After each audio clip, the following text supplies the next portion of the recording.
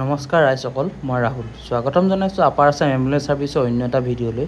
এয়া দেখিছে এতিয়া বৰ্তমান আছোঁ আদিত্য হস্পিটেল ডিব্ৰুগড়। আদিত্যৰ পৰা আজি পেচেণ্ট এজন থ'বলৈ ওলাইছোঁ গুৱাহাটী নেম কেয়াৰ হস্পিটেললৈ। তাকে এয়া পেচেণ্ট উঠাই থকা হৈছে, ভেণ্টিলেশ্যন লগাই লৈ যোৱা হৈছে, তাকে দেখাবলৈ চেষ্টা কৰোঁ।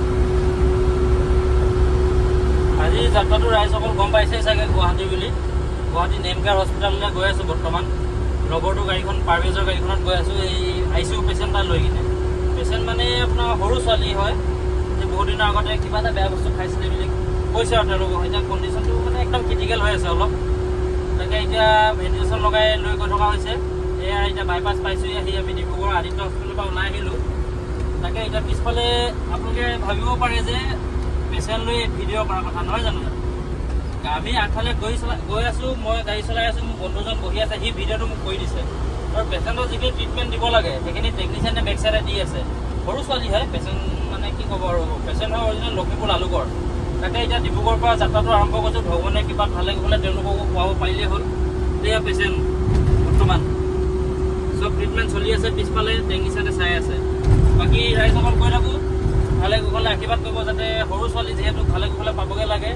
সেয়াই আৰু দিয়ক, লগ পাম, আগত গৈ থাকোঁ দিয়ক। ধন্যবাদ।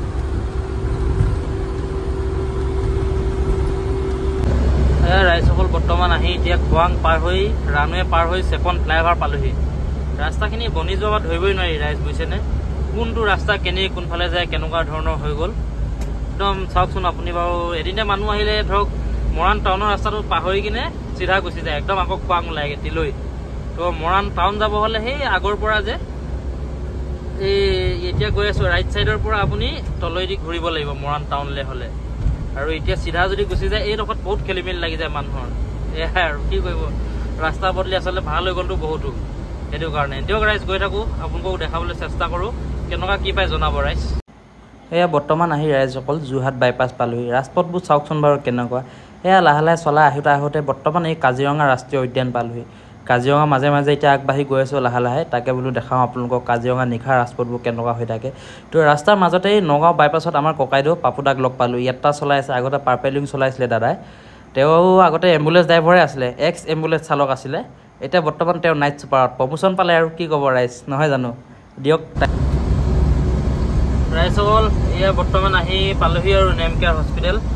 এতিয়া ভঙাগড় পাইছোঁহি, GMC ৰাস্তাত সোমাই দিছোঁ, কাৰণ কেলৈ নতুনখনতে আহিছোঁ যিহেতু। এই টাৰ্ণিংটো লৈ লেফ্ট চাইডে এখন নেম কেয়াৰ হস্পিটেল এইখন।